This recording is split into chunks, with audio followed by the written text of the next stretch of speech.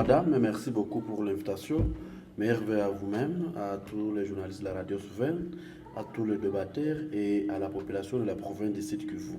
Je suis très content d'être associé à ce tout premier débat de l'année 2025. Pour moi, c'est un honneur pour l'AFDCA et pour la série de communications du gouverneur des provinces. C'est aussi un honneur. Alors, la sécurité et la paix, tant souhaitées par la Première ministre, vous pensez que c'est possible en cette année 2025 avec la manière dont est géré le pays par la Première ministre? Vous pensez vraiment qu'on peut y arriver? Je voudrais d'emblée, avant de répondre à cette question, préciser que quand on élabore un budget pour une province, on ne signale pas que tel député aura autant. Plutôt, on prévoit une enveloppe globale et on la nomme dotation provinciale. C'est pour le fonctionnement de l'Assemblée provinciale.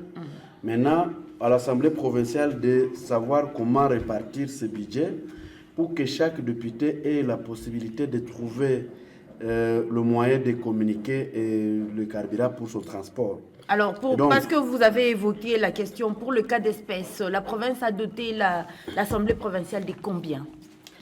Bon, le budget a été publié. Le porte-parole du gouvernement, son Excellence Didier Kabi, a vraiment donné le détail de ce budget.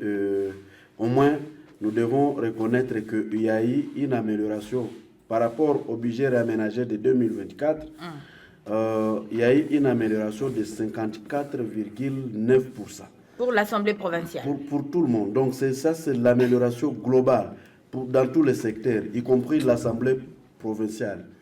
Ce budget pourra aider. Donc, même pour les infrastructures. Donc, on ne doit pas regretter parce que c'est une situation globale. C'était un principe. On améliore à hauteur de combien? Et on y est allé secteur par secteur. Parce que autant il y a des problèmes à l'Assemblée provinciale, autant il y en a partout, dans tous les secteurs. On ne pouvait pas... Parce que c'est aussi aberrant de penser que l'Assemblée provinciale n'a pas le droit d'avoir le frais de fonctionnement. Merci. Retournons au premier sujet, s'il vous plaît. C'est une institution provinciale. Nous allons parler de la province dans le deuxième sujet. Qui doit fonctionner. Merci. Donc, on va en parler. Mais comme vous avez parlé de la sécurité... La sécurité et la paix sont les vœux de la Première ministre qu'elle a prononcé le 31 décembre 2024 pour souhaiter meilleurs vœux à la population. Ça pouvait aussi être vos vœux, je vous connais. Je sais que vous êtes très patriotique. Vous êtes très engagé pour le développement du pays. Et donc, la sécurité, tout le monde la veut. Tout le monde voudrait avoir notre pays être en sécurité totale. Quoi de plus normal que la chef d'une institution puisse en tout cas émettre ce vœu de voir notre pays recouvrer toute sa sécurité pour le développement. Parce qu'il n'y a pas de développement sans sécurité. D'ailleurs, le développement, la sécurité, c'est le deuxième nom du développement aujourd'hui. Quand ça crépite, c'est tout le monde qui se met debout dans ces studios pour prendre la foudre des scampettes. Et donc, je crois que la Première ministre n'a pas rêvé. Il suffit tout simplement que nous l'accompagnions, que nous accompagnions les institutions. Il suffit aussi que les institutions y mettent du sérieux. En tout cas, je pèse mes mots. Il suffit que les institutions y mettent du sérieux et que nous les accompagnons. La sécurité sera rétablie sur toute l'étendue du territoire. La population va les accompagner en faisant quoi exactement, Patient Katembera? Vous parlez d'accompagnement chaque fois, ça revient. En faisant quoi exactement? Parce que le budget 2025 est déjà établi. Qu'est-ce que la population peut faire d'autre? La population peut accompagner les gestionnaires des institutions ou les dirigeants d'abord en dénonçant. Pas plus tard que la fois passée, à la veille des fêtes ou de Noël, la population du site Kivu a dénoncé de mafia, des personnes suspectes. Et ces personnes-là ont été appréhendées, armes à la main. Ils étaient en train de voyager ou de se promener dans la ville de Bukavu avec des armes à bord d'un véhicule de quelqu'un de la justice et très soutenu par des commerçants. On ne veut pas vous en parler parce qu'il s'agit de questions sécuritaires dont les stratégies doivent être gardées secrètement. Donc la population, elle connaît. Parce que personne ne peut réussir une guerre s'il n'a pas le soutien des autochtones. Personne est alors personne. Mais c'est lorsque nous acceptons qu'on nous donne des pourboires pour sécuriser ou pour garder secrètes les informations du genre sécuritaire, c'est là que les ennemis réussissent leur putsch. Je vous apprends en tout cas qu'à la veille de Noël, on a appréhendé plus de 5 personnes, chacune avec son arme, avec des outils. On devait se réveiller, en tout cas, dans une situation catastrophique les jours de Noël. Mais vous avez vu, aussitôt informé, le gouverneur de la province a dépêché le ministre provincial en charge de l'intérieur et de la sécurité, qui a aussi mis sur pied des stratégies adéquates et qui a appréhendé ces personnes venues de Goma. Il y en a qui étaient venus de Goma, il y a des Burundais également, parce que les Burundais sont désormais partout, même dans le minerai. J'ai entendu quand je venais ici, vous avez Ganga parler des Chinois qui avaient été relâchés sans que les institutions provinciales ne les sachent. Parmi ces personnes qui exploitent le minerai ou qui aident les Chinois à exploiter le minerai, il y a également des Burundais. Ils sont presque désormais dans tous les secteurs. Et donc, vous comprenez. Et là, vous parlez d'énonciation parce que c'est en faveur quand même du gouverneur des provinces. Mais qu'arrive-t-il quand quelqu'un dénonce, par exemple, la mafia, quand quelqu'un dénonce la corruption en République démocratique du Congo, les cas d'espèce, vous savez, quand l'Observatoire, par exemple, de la dépense publique parle des dépassements budgétaires à la présidence de la République, vous savez, qu'est-ce qui lui est réservé comme réplique?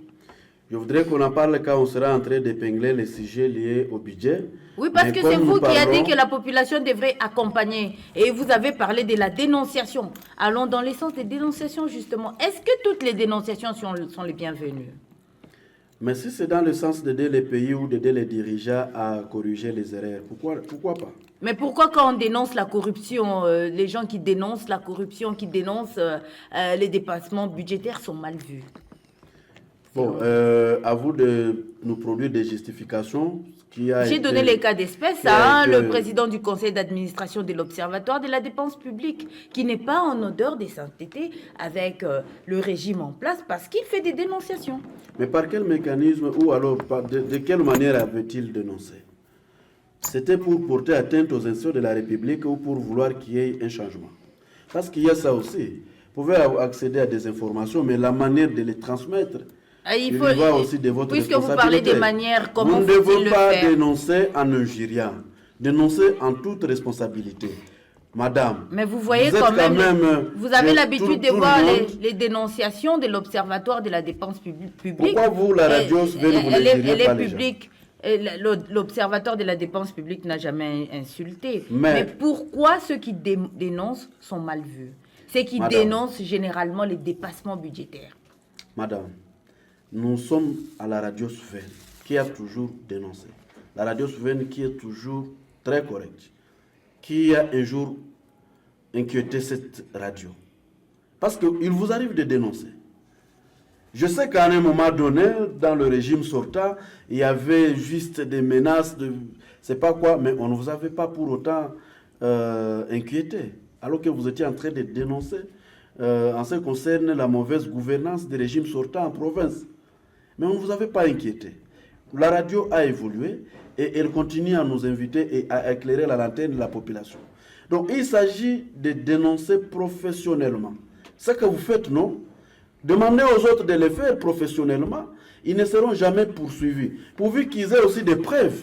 Parce que vous pouvez dénoncer des choses dont vous ne détenez pas de preuves. Et quand on vous invite pour produire des preuves, vous commencez à balbutier.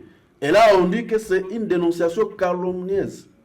Parce qu'il ne faut pas calomnier. Il faut plutôt dire des choses qui sont correctes et réelles, prouvables, défendables, et personne ne pourra vous inquiéter. Donc nous étions en train de parler de la sécurité pour le développement de la province ou du pays, et surtout l'Est de la République démocratique du Congo. Je sais que la responsabilité première revient en tout cas, et ça je ne peux pas nier, aux gestionnaires du pays. Parce que nous leur avons confié le pouvoir, nous gérons à travers eux. Mais nous avons aussi un rôle à jouer parce que la Constitution nous demande de défendre l'intégrité territoriale.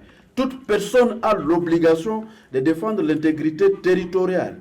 Et donc, ce n'est pas pour moi une façon de dédouaner qui que ce soit, mais aussi, je dis que nous avons un rôle à jouer pour la sécurité et le développement de notre pays et de notre province. Voilà un tout petit peu. Merci beaucoup. Mais 09 madame, 92 93 82 16, s'il allez. vous plaît. 084 30 35 225 sont là les deux numéros pour participer à cette émission. Nous avons déjà des messages.